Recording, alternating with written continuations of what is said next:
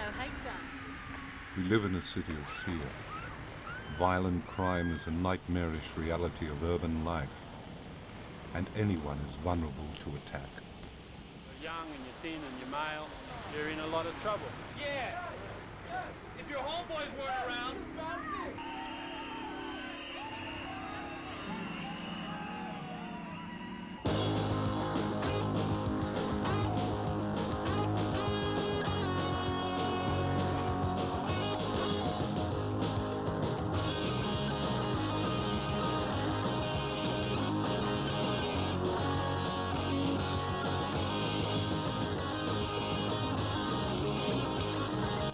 The Alliance of Guardian Angels is a non-profit volunteer organization whose purpose it is to fight crime and be a positive role model for the community.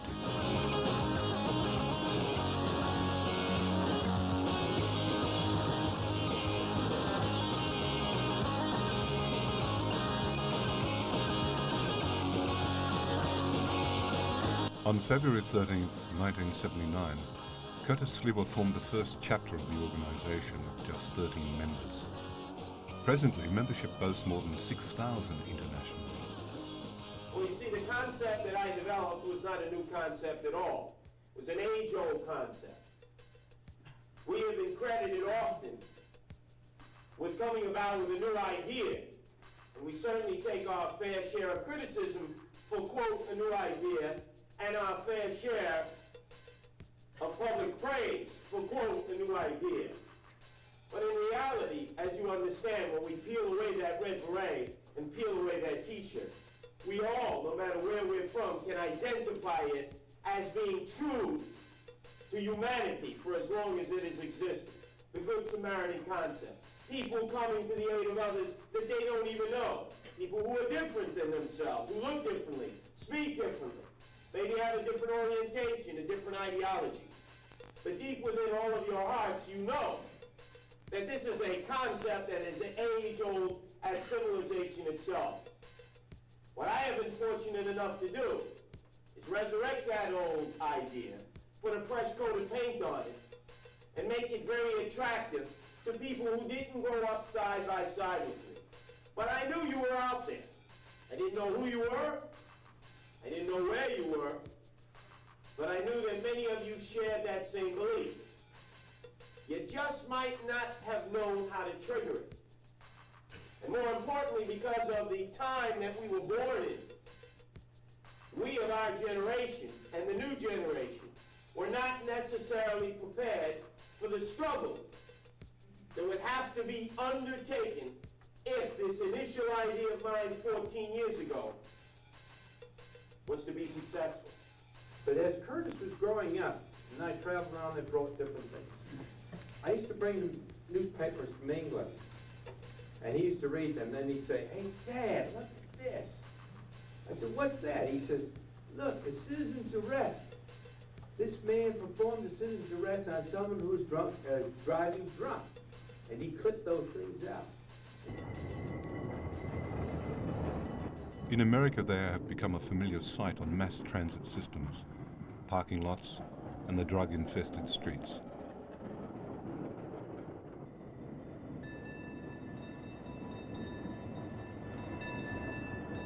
In May 1992, the Guardian Angels established a chapter in Sydney. Well, I think that being a guardian angel is a natural thing for an Australian. I think it's in Australian blood. I've always said that Australians make great guardian angels because they're still concerned about other people. They haven't become callous like Americans, and also they have the guts to get stuck in. And I think that's always been shown in their servicemen fighting overseas, and I think it's going to show in these recruits out here. Well, we advise them to go out with a level head, to understand it. They're no better than anyone else. They're very limited under the law and what they can do. And that if they go and they have a good day every day, they're always pleasant to people, and they just try and get involved in those situations where it's a matter of life and limb, then they're going to be risking their lives for the right reasons. And it's not going to be a severe risk. And in the end, the only other option is to sit back and wait for it to become like New York. And we're saying to them, hey, don't move, improve.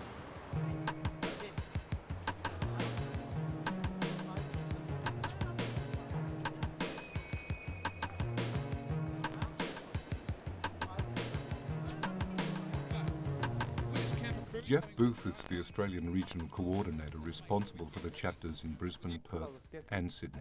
I had seen press about the Angels in martial arts magazines and books, and when they first set up here in Sydney, I thought I'd go down and have a look and just to check them out. I thought, you know, these guys sound like yahoos, they sound like crazies. So I went down to one of the training sessions, found that the training session was very well run, it was disciplined, found that there was a lot of background work behind the Guardian Angels. It wasn't just a bunch of people who put on red berets and ran around sort of trying to beat people up. There was a lot of work involved. It was very well structured, very well disciplined. And I thought, well, I have these abilities that I'd been training for years and years and years, and why can't I employ them on the street? Why can't I make a meaningful contribution to the community? So I then started the training with the group, and at the end of the 3 months training, I was again put in a situation where I was one of 3 or 4 people that had the abilities to go ahead and to do some of the administration, to do some of the monitoring of the group, and I decided that that was a step I'd like to take, and I became the Sydney chapter leader in August of '92. Feel that? You don't need to go down to feel that. Then if I lean, you're under control, aren't you? Alright? So you got to, it's like praying. Pray. Alright? We find that during the 3 months that people who, you know, are purely there for the glory or purely there for the wrong reasons don't last. It is hard work. It takes a lot of dedication, and only the right type of people get through that. So that's one way we screen people that want to become Guardian Angels. What we do is we do ask them to state on their application form whether they've had a criminal record, and they are well aware that if we do find out to the contrary, they are removed from the organisation. And long term it's shown to be very effective. We find out from people they know, personal references we ask from them, etc., etc.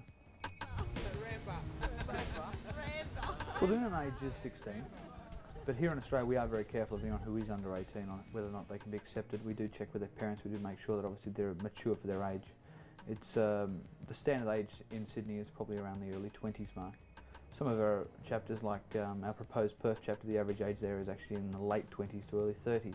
So it depends on the area, but 16 is the minimum age currently required to become a Guardian Angel. We get people that come from an area where, say, they've been molested or they've had a situation where they couldn't control it themselves. They've felt maybe a little bit weak or a little bit like they don't have control of their life. Other people have had friends in a similar type of situation. Or the third type are just people who might have a skill or ability they want to put to use helping the public. So we get people from all over who you know, want to come down. They know that by working as a group they don't have to individually be strong or be, you know, Mr. Schwarzenegger, but they can work as a team and make a positive statement towards what's happening out there. My pocket's off to the horse. I've already done that once.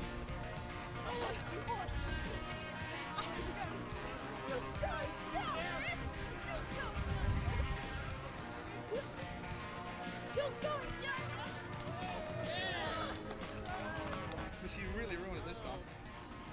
I saw it up for you, Jeff. That's not the point, Dolores. I said not to do it.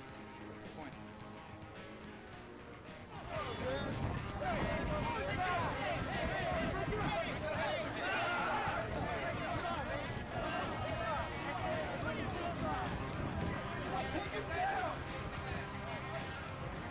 Who here knows what an arrest is? Technically, what an arrest is. The technical aspect of this. We're out here, we technically know how to disarm somebody.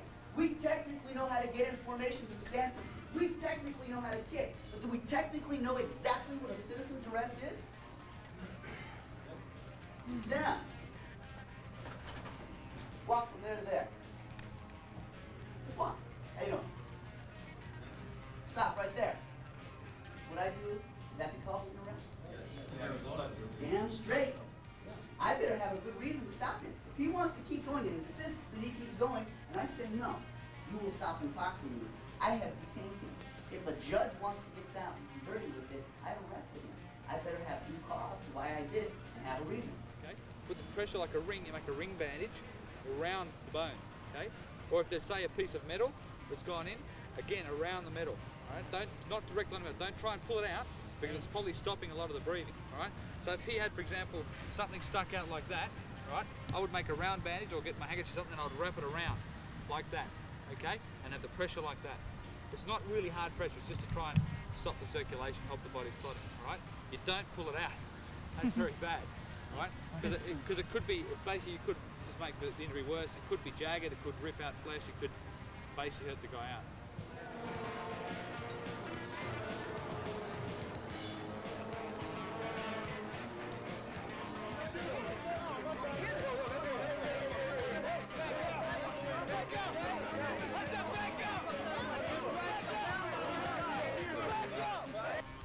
one is stop. Okay, before the knife went down. What happened was, because he said stop, the person was like, he went stop, and they went.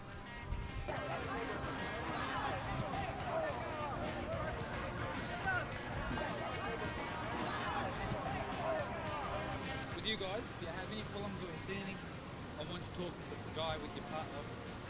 Right? And if they've got any problems with that, I want me involved straight away.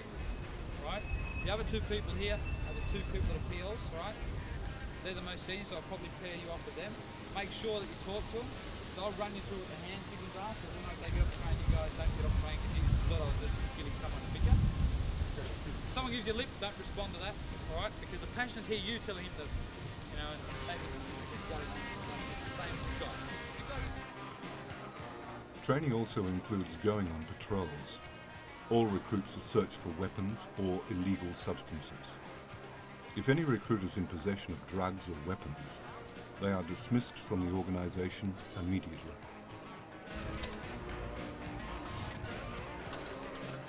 Although the Guardian Angels have been generally well received by the public, not everyone is in favour. Back where you were.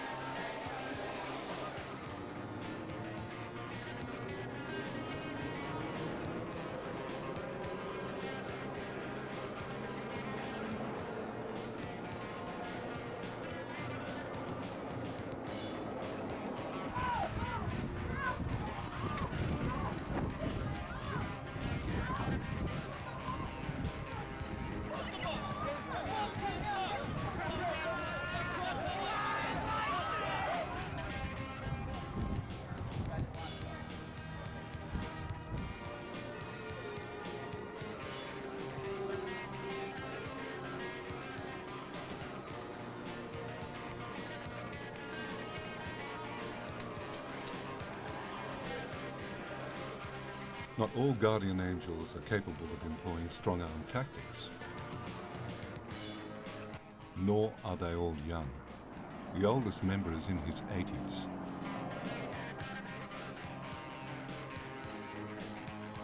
Guardian Angels all have equal opportunity to rise in rank regardless of race, creed or gender.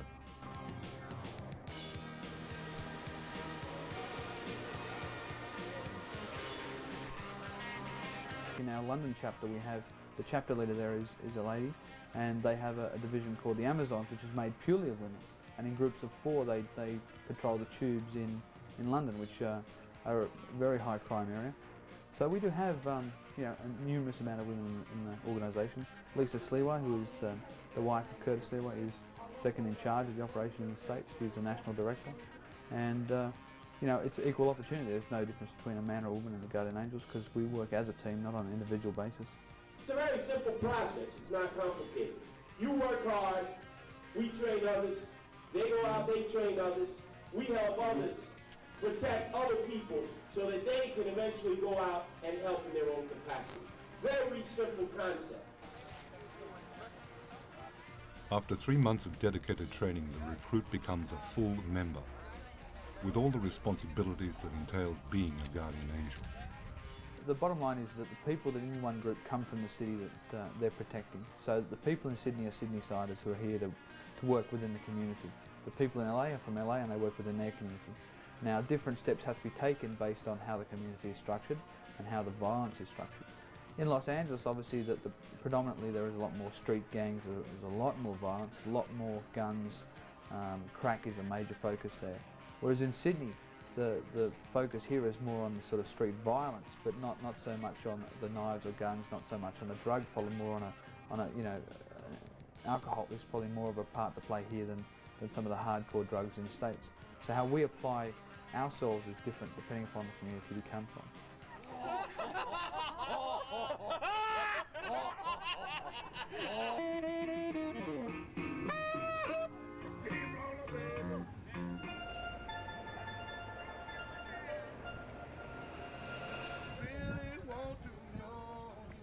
Come and you talk to us all people. Really like to meet you. Can we talk to you?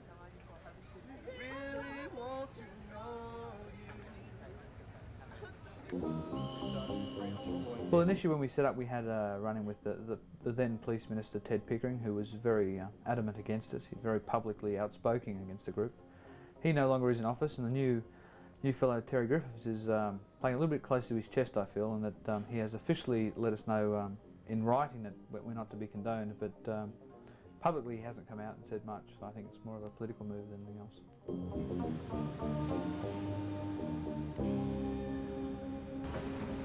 Police car pulls up.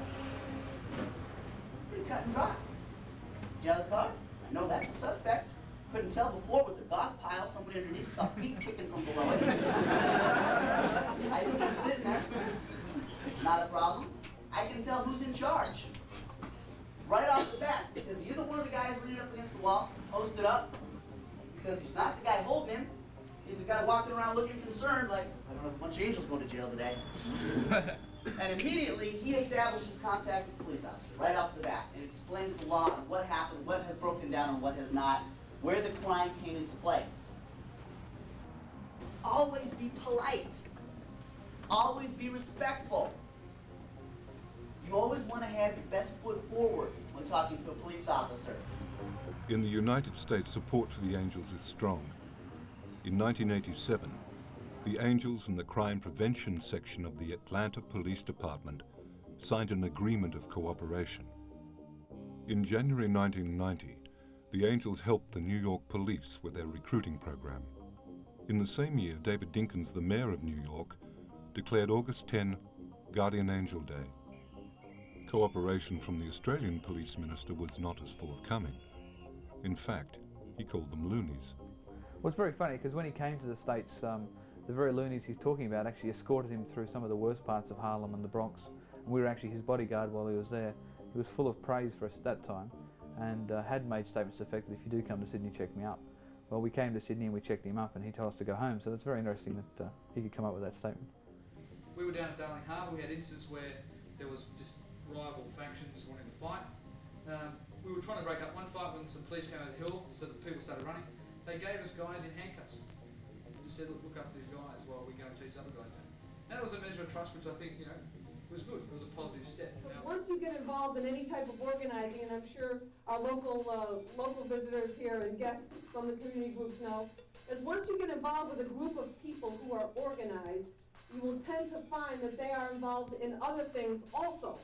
So that sometimes you feel as if it's the same 25 people in any city who are really doing things and making changes, and you go, oh, you mean her? You mean him? The one that's doing it? And they go, yeah, that's the one. And that's the person, and it just proves the old adage that if you want something done, ask a busy person to do it, because you'll make sure it'll get on the list, whether it's on my little dog-eared notebook or Weston and Sebastian's Power Book 8000 or whatever it is. It's going to get done.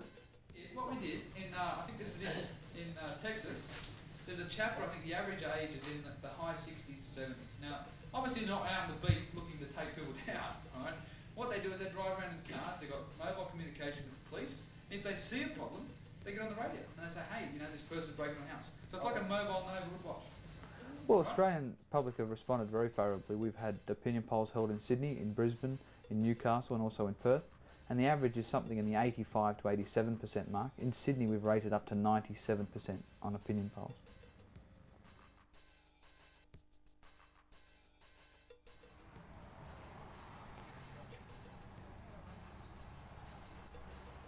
In Australia, the group is 100% purely supported by donations from the public.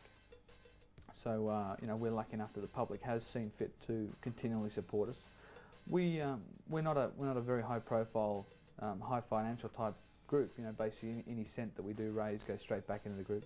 The main cost being things like our phone bills, our printing bills, getting literature out there, and the minor cost things like making sure that the members have shirts to wear, etc. By no means are we very well financially set up here in Sydney. We are continuously on the move to raise funds to pay for our bills. And with the creation of new chapters, obviously the Sydney chapter has to support those while they get onto their feet and get in a stage where they can raise their own funds.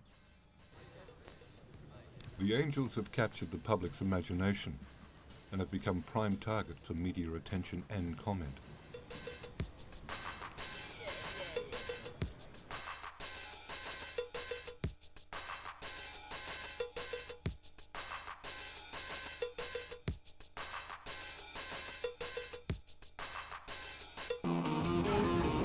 Gangs and youth-related violence are an ongoing concern for the Angels.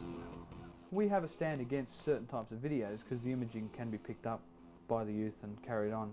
We made a big outcry against Colours when it first came out because it condoned gang violence in the States.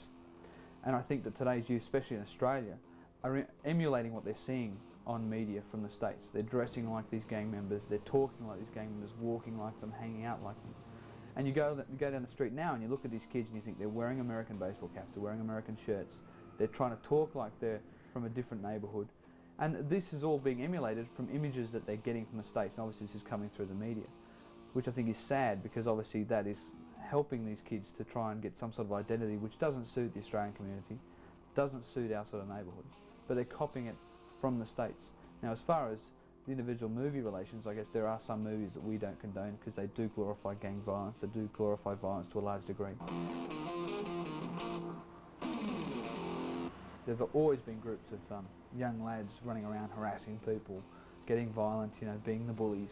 But I think the images from the States are showing these people starting to do it for a living, starting to dress their way, they're starting to understand that these guys now carry weapons, so they're starting to copy that. So the sad point is that it's escalating the amount of violence that these groups get into because they're emulating what they can see in the States.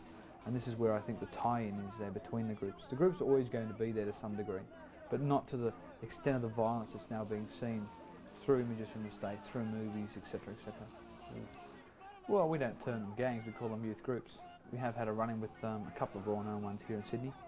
And it's very funny that now they've gone to ground. They've had a couple of situations where there's been gunshots traded, you could say, and the police have been involved in one large altercation.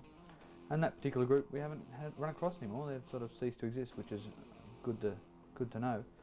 It's sad that these are forming in Sydney, but again this comes back to a reflection that the violence images we're getting from the States, and these guys are just emulating what they're seeing. So I think it's a reflection of things to come to some degree.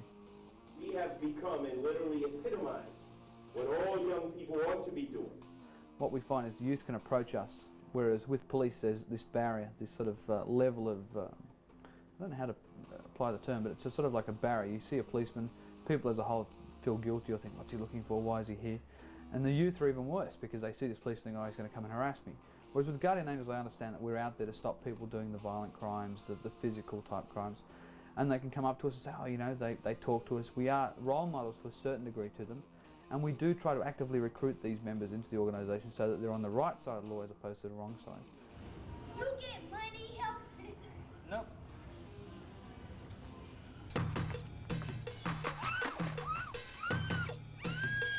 We have a basic description of the rapist, blonde hair, white, with a scar on his face.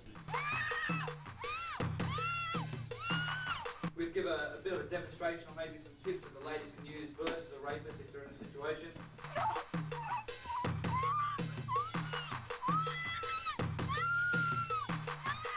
And we're going to put a call on the community. We're going to ask people in that community to come out and walk with us. Okay, let them know that by day we're going to be handing out certain things like tip sheets, letting people know how they can fight back against this rapist once we've got more information about it. Also let them know we're willing to be there day and night. They basically give them education on how to fight the rapist, and at night on a patrol basis. The campaign went very well. We didn't locate the person in question, but by virtue of education, we were handing out a lot of leaflets in the area. You now find that the serial rapist no longer exists in Sutherland, hasn't been in the area since our campaign was initiated, since the police initiated their door knock campaign, which I guess lends to credence that maybe we did have a part to play in stopping his pursuits of crime down there. Now, what we were saying is, you know, if you did answer the door, a standard thing would be to say, well, you know, hang on a sec, Marge, I'm answering the door, which immediately gives this person thought that there is at least two people at home. Things like how to approach a car, how to approach an auto bank, never to take your eyes off certain parts of the street, don't travel down really dark lit streets, try and meet up with friends if you're going to be out late. Just basic standard tips which people should try and follow if they want to avoid being a target for the criminal element.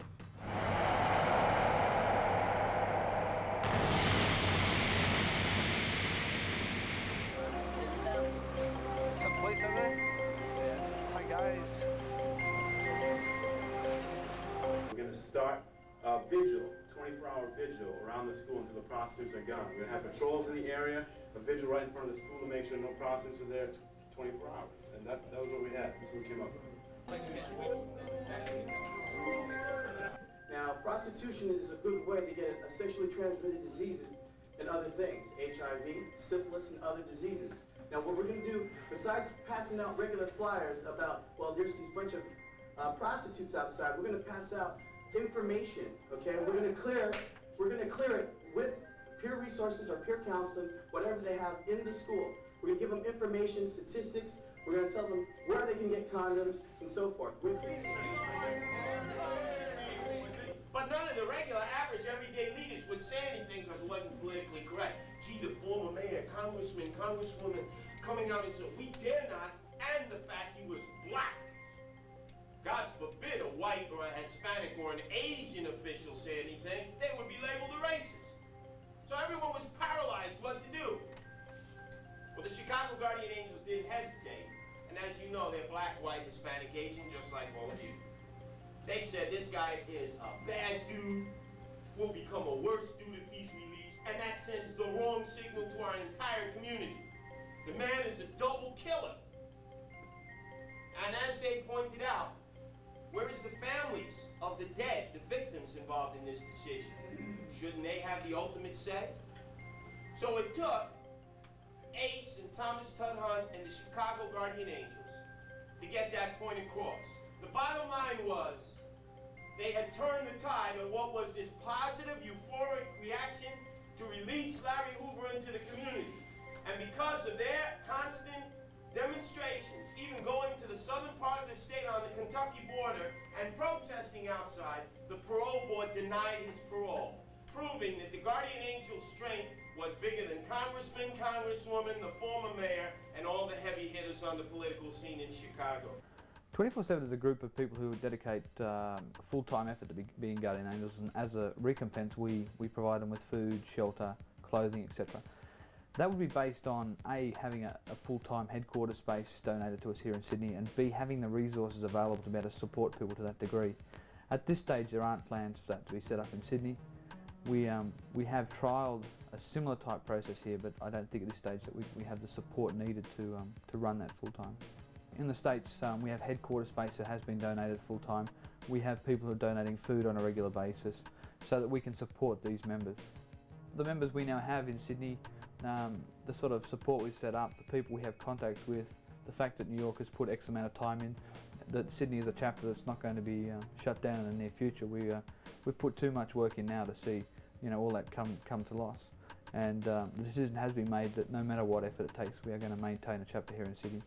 And the Brisbane chapter is running very well right now, so I don't think we need to worry in that stage. And we're even seriously looking at opening up in Melbourne and Perth very shortly. So obviously the commitment is an ongoing one, and as long as the public wants us out here, we're going to continue the patrol.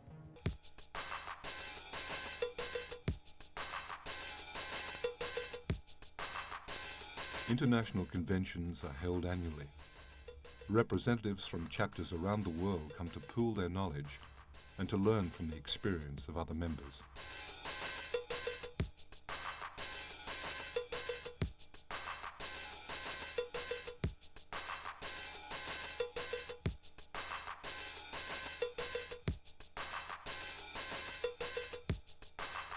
I mean, there's no convention like it anywhere, ever. Where you can come, there's no dues you pay. When businesses put these on, they charge you $200–300 just to get in the door. Then you have to rent your room, and you're also responsible for your meals. You don't pay anything. We're here to share our knowledge. It's a wonderful concept. It's to dare to care about your fellow man. You have to be ready for any contingency, anything that happens. And you have to work as a team when you're on patrol. Because it becomes one mind, one consciousness. And the weakest link in the patrol is the weakest man. He can cause all 8 men to go into disaster. All my life, it was I and me. What am I going to get out of this? What am I going to get for this? And this one time, it opened my eyes to the yes and we. I realized right off the bat that I wasn't down there for me. I wasn't down there to be a tough guy. We were down there to help. So it's very important that a positive image be presented. I don't believe in teaching no-win situations in role-playing because I believe in teaching to succeed. So even if we're role-playing a no-win situation, we'll teach a solution.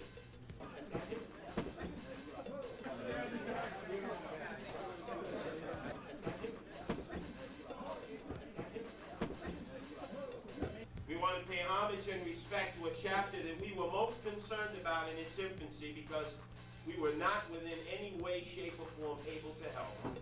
And that is our first runner-up of the year, Sydney, Australia.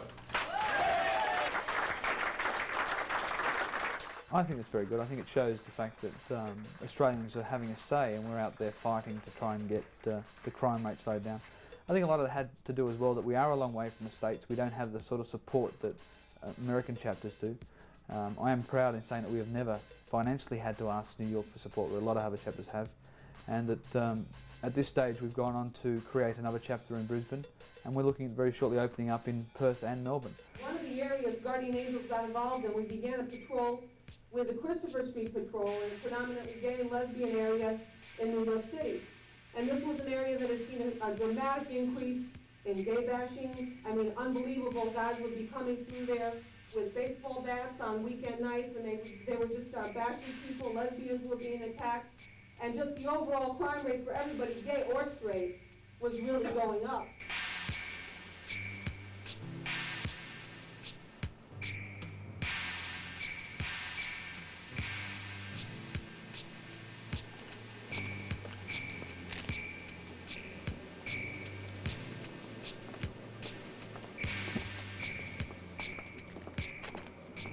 And the net effect was that from going from a situation of complete and total chaos, the first 6 months that the Guardian Angels, side by side with the Christopher Street Patrol, went out in that precinct, which did not have any additional police officers assigned to it, the first 6 months there was a 25% decline in violent crime. It's to now impress upon the officials, not only can we be entrusted with the rights that we had to begin with, but they now need to embrace our efforts, promote it, support it, and export it to any man, woman, or child, no matter who they are, no matter what community, who dares to care and wants to keep the quality of life in their community. So the hard work that we did so long ago in the face of such enormous opposition is obviously paying off. And the best payback that we can ever get is to see others who dare to care, who follow, maybe in somewhat of a different way, but in that same spirit that says the us and we is more important than the I and me. Drugs are a major problem that the Angels have to address frequently on patrols. You can't search the person, you know that. You're not allowed to search the person. But what you can do, right, you've just seen him take a foil, right? She's taken money, she's walked off. What do you do? You say, hey man, what's going on? He stops, you say, you're not doing drugs, eh? Right? You can't search that pocket, you can't detain him, but you can say, you doing drugs? You're doing drugs, man. You know what I mean? What's the story? We try to confiscate the drugs and take the person to the nearest police station, inform them obviously that we're placing them under citizen's arrest, and escort them to the nearest police station. Now, there are cases where somebody might be, have a very, very, very small amount of drugs. In that case, we know that the police aren't going to do much about the person. It's not worthy of us taking down, they're going to get a slap on the wrist. In that case, we try again to confiscate the drugs and destroy them. So, what we will do is we'll go after the buyer who's walking away and go, hey, how you doing, man? Come here, or you can even go, Tommy, is that you, Tommy? And then he stops and goes like this, and you go, hey, how you doing? You get right up in his face, and Guardian Angel's all there, big and intimidating, and you say, I just saw you put a rock in your pocket. I got a tough time right now with this, you know, because it is a felony. In your pocket, you're possessing crack cocaine, that's a felony. Radio man, why don't you put in a call to police, and I'm afraid you're going to have to go to jail.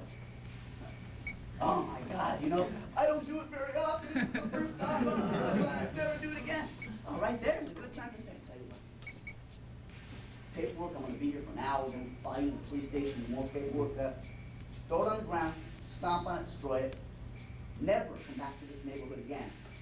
We'll forget the whole thing. In fact, after you destroy it, run out of this neighborhood.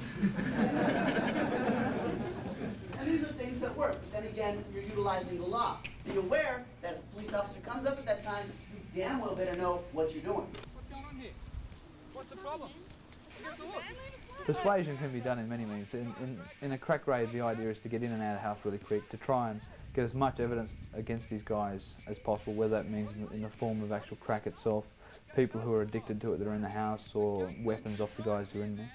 I guess there is a measure of risk taken, and there is a bit of a physical altercation when crack dealers don't want to leave the premises. But we've had a fairly good record on crack raids in the States, and we've never had an angel killed in the line of duty performing a crack raid.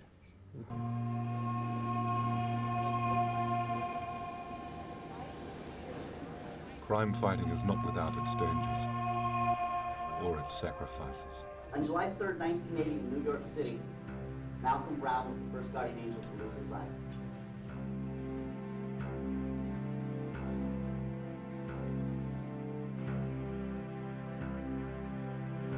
Malcolm was in Brooklyn, New York, where he witnessed 2 senior citizens being mugged. Though he wasn't wearing his beret and t-shirt, this did not deter Malcolm from getting involved in his civic and moral duties. Unfortunately, there was a lookout for the mugger that Malcolm didn't see, and on that July 3rd, 1980, guardian angel Malcolm Brown was shot.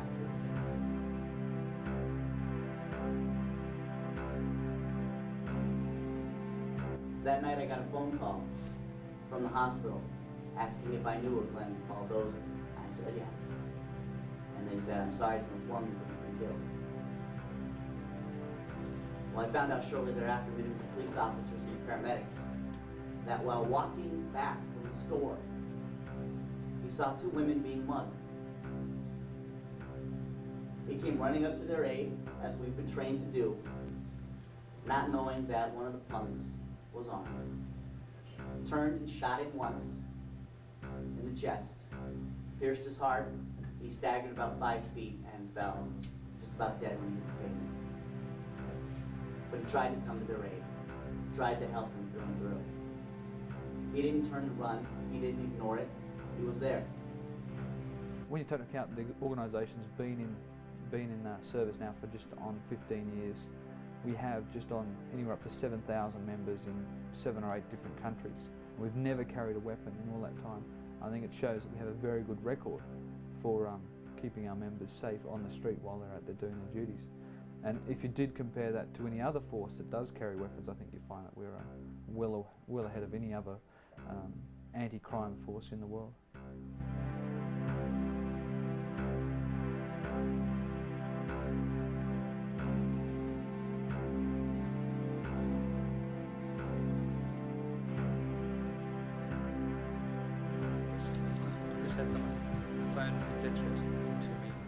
It seems like we got a lot of crime out there. True, it's out there. But it's those people who balance it out and challenge the crime that they want to have justice and fair play. And that there should be distribution of that justice and fair play among everybody. And that no man is greater or lower. We have now become a global organization. A global organization that stretches and will soon have groups on every continent. We're in Australia, we're in North America, we're in Europe. We have invitations from third world countries now throughout the hemispheres.